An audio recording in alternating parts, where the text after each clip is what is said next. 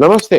Third आई में आपका स्वागत है। तो अंतोगत्वा भारत ने वो कड़ा कदम जो उठाना था उठा ही लिया और पाकिस्तान के उन 9 जगहों पे जहाँ पे सारे प्रूफ हैं जिसके उन जहाँ से आतंकवाद को पनाह मिलती थी, जहाँ ट्रेन किया जाता था, उसपे एक एक एयर स्ट्राइक करके उनको नष्ट किया गया है। अ, मैं इसकी डिटेल्स में उससे पहले मैं 1-2 चीज़ें और स्पष्ट कर दूँ। ये तो होना ही था। मेरे मुझे मुझे ये लगता है कि शायद जो पॉलिटिकल लीडरशिप थी उसके गो का इंतजार था भारतीय सेना को। और कल जो हुआ है वो एक चीज समझ लीजिए, जो जिसको फौज की भाषा में नॉन एस्केलेटरी बोल रहे हैं कि इससे कोई बढ़ावा नहीं होगा। और प्रेस मतलब उसको बहुत बोले ना, प्रेसिशन स्ट्राइक। प्रेसिशन मतलब जो स्पेसिफिक जगह जाके जो स्ट्राइक करना था। ये बड़ी बात है और भारत की फौज को जब भी इस तरह की बात हुई है तो उसने अपने को बार-बार इसमें प्रूव किया है। इस वाली घटना में जो व्यक्तिगत हिम्मत और व्यक्तिगत बहादुरी की तो बात होती ही है, लेकिन टेक्नोलॉजी का भी इस्तेमाल हो रहा था, तो ये भी था कि भारत ने उस टेक्नोलॉजी को परफेक्शन के साथ जब ज़रूरत पड़ी है तो यूज़ करने की क्षमता है। क्योंकि कोई सिविलियन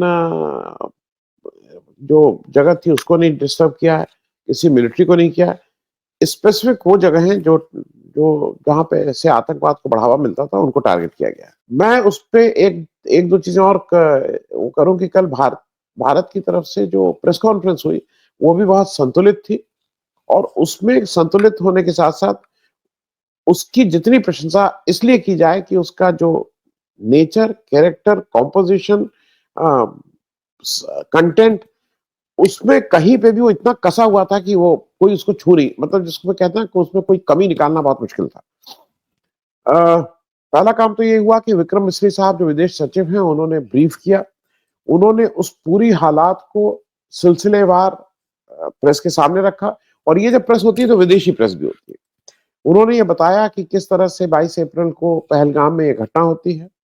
पहलगाम में ये घटना होने के बाद किस तरह से टीआरएफ जो जो अपने को द रेजिस्टेंस फ्रंट के नाम से बुलाता है, जो एलईटी का लश्कर तैयबा का ही एक फ्रंट है, उन्हीं का एक एक एक संगठन है।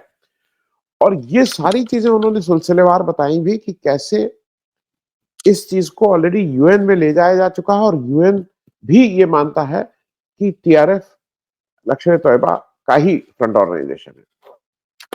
जब लश्कर तैयबा के फ्रंट ऑर्गेनाइजेशन टीआरएफ ने ये जिम्मेदारी खुद ही स्वयं ही ले ली कि मैं इसमें लिप्त हूं, तो उसमें कुछ अब बचता नहीं है ये कहने के लिए कि उसमें लश्कर तैयबा क्या और क्या नहीं।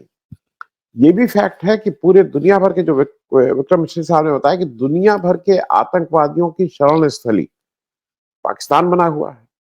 मतलब the dreadest of the terrorist Pakistan में क्यों शरण पाते हैं?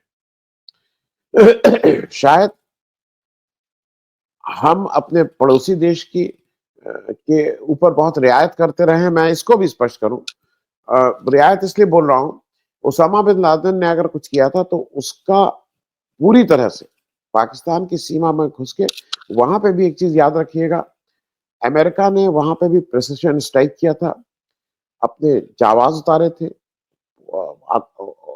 ओसामा को मार दिया था और वहां से मार के उठा के उनकी बॉडी को भी लेते गए थे और समुद्र में उसको प्रभावित कर दिया था। ये बात मैं इसलिए कह रहा हूं कि भारत में घोषित वो है, भारत का घोषित, और पूरे दुनिया को पता है कि भारत में जो बॉम्ब ब्लास्ट हुए हैं, लोगों की हत्याएं हुई हैं, लोग मरे हैं, उसमें दाऊद इब्राहिम का एक बड़ा हाथ है। वो दाऊद इब्राहिम बार बार पाकिस्तान में देखा जाता है, उसकी सारी इंटेलिजेंस वो है पाकिस्तान। क्योंकि ये बात इसलिए कहना जरूरी है कि एक और टेररिस्ट था साजिद मीर। साजिद मीर को पाकिस्तान कहता था मर गया मर गया मर गया, लेकिन उसको वो फिर जिंदा निकला। तो उसी तरह से दाऊद इब्राहिम भी पाकिस्तान में छुपा हुआ है, ये सबको पता है। और अगर वो टेररिस्ट है और अगर पाकिस्तान ये दुनिया को बताना चाहता है, मेरे ख्याल में इस समय पाकिस्तान को फिर से एक मौका मिला है। उसको स्ट्राइक करने की जगह, उसको वापस जवाब देने की जगह, सिर्फ दाऊद इब्राहिम को अगर आज पाकिस्तान भारत को सौंप देता है तो ये दुनिया की नजर में ये माना जाएगा कि नहीं, हम भाई इस तरह के किसी भी आतंकवादी गिरोह या सरगना को अपने धरती पे अपने पास्ट इज पास्ट, जो पीछे हुआ हुआ, आज से हम इस तरह के किसी भी आतंकवादी को अपनी धरती पे पनाह नहीं लेने देंगे, उसको यहाँ पनपने नहीं देंगे। मैं इस बात को इसलिए कह रहा हूं कि पीओके की बात मैंने भी कही थी कि पीओके के ऊपर कब्जा करना चाहिए, this is the right moment. मैं अभी भी कह रहा हूं कि अगर पाकिस्तान इस इस घटना को एस्केलेट करता है, अगर पाकिस्तान इस घटना को का जवाब युद्ध के द्वारा देने की कोशिश करता है, तो भारत के पास फिर से सबसे अच्छा मौका होगा पीओके ऑक्युपाई करने का। मैं इस बात से अभी भी कह रहा हूं, लेकिन आज जितना कार्रवाई करनी थी वो कर दी गई। पाकिस्तान को ये बार बार बता दिया गया है कि अगर तुम टेरर स्ट्राइक करोगे, तो अगर तुम अपने यहां से आतंकवादियों को पनाह दोगे, ट्रेन करोगे, उनको प्रायोजित करोगे, तो उसका जवाब भारत देगा। मुझे एक चीज और ये है कि ये रिस्ट्रेंड है, इसमें कहीं ये नहीं हुआ है कि कोई गुस्से का जवाब है, कहीं नहीं हुआ है कि ईंट का जवाब पत्थर से दिया जाएगा। मैं इसको क्लियर कर दूं, ये कई लोग यहाँ पे जश्न मना रहे हैं कि ईंट का जवाब पत्थर, ईंट का जवाब पत्थर। बिल्कुल नहीं, ईंट का जवाब पत्थर है। ये केवल जवाब नहीं है, केवल उन लोगों ने, जिन लोगों ने इस पूरे पहलगाम और उसके पहलगाम से पहले भी कितने कितने लोगों का खून बहाया है यहाँ पे, उनको साइलेंट किया है, उनको समाप्त किया है। ये कोई ईंट का जवाब पत्थर तब होता है जब हम वहां के रक्षा ठिकानों पे, नागरिक ठिकानों पे हमला करते हैं। हमने ना उनके किसी एयरपोर्ट पे हमला किया है, ना उनके किसी नागरिक ठिकाने पे हमला किया है। हमने उनके उन नॉट और उसका उसका डिटेल कल प्रेस कॉन्फ्रेंस में दिया गया था। प्रेस कॉन्फ्रेंस की मेरे हिसाब से जो एक और दूसरी बड़ी हाईलाइट थी, और जैसे मैं जनरली क्रिटिक हूं, लेकिन मैं I must admire and I must acknowledge कि कल जो फौज ने अपनी तरफ से कर्नल सोफिया कुरैशी और विंग कमांडर व्योमिका सिंह, इनको प्रेस कॉन्फ्रेंस में सामने, इनके द्वारा प्रेस कॉन्फ्रेंस संचालित करके भारत की दो चीजों को बिल्कुल स्पष्ट कर दिया कि भाई अगर देश की बात आएगी, अगर देश में कुछ होगा, तो भारत की का जो वुमेन पावर है, वो it is second to none. वो जरूरत पड़ेगी तो वो आगे आके आपका मुकाबला करेगा। और दूसरी जो एक ज्यादा बड़ी जो मुझे लगता है जो जो इससे मैसेज गया है, वो कर्नल सोफिया कुरैशी का उस प्रेस कॉन्फ्रेंस में होना। क्योंकि भारत में एक चीज है, मैं भी, हम सब लोग मानते हैं कि भारत में वोट के लिए हम लोग कई तरह से जात में, धर्म में अपनी राजनीति करते हैं, लेकिन ये भी स्पष्ट हो गया कि जब देश की बात आएगी, तो भारत धर्म या जात में नहीं बटेगा। भारत एक स्वर में, एक संवेद स्वर में वो जवाब देगा।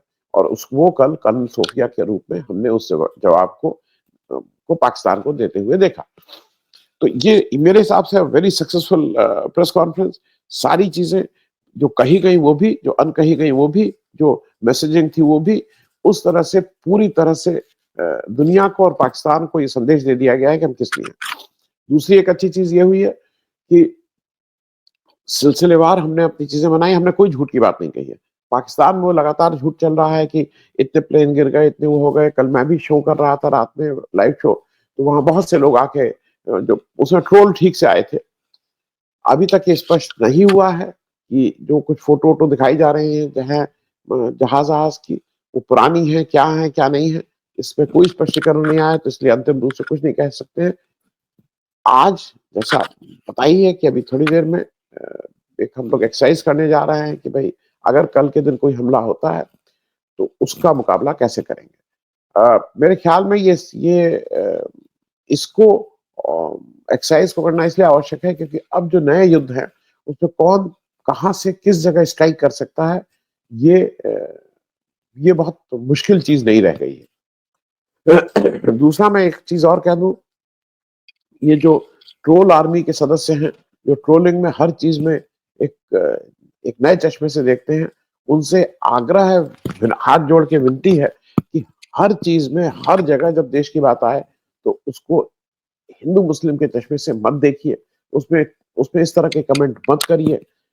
अभी इस समय जो जो भी है रिस्ट्रेन करने की बात है, और पूरी दुनिया को ये दिखा देना है कि जब हमारे ऊपर, हमारी रक्षा के ऊपर, हमारे देश के ऊपर कोई संकट आता है तो उसमें भारत में एक भी स्वर आपको इस तरह का नहीं मिलेगा जिससे आपको लगे कि देश बटा है। देश पूरी तौर से चौकन्ना भी है और तत्पर भी है और सक्षम भी है किसी भी इस तरह के आतंकवादी हमले को ठीक से उसका जवाब देने के लिए। थैंक यू, बहुत बहुत धन्यवाद।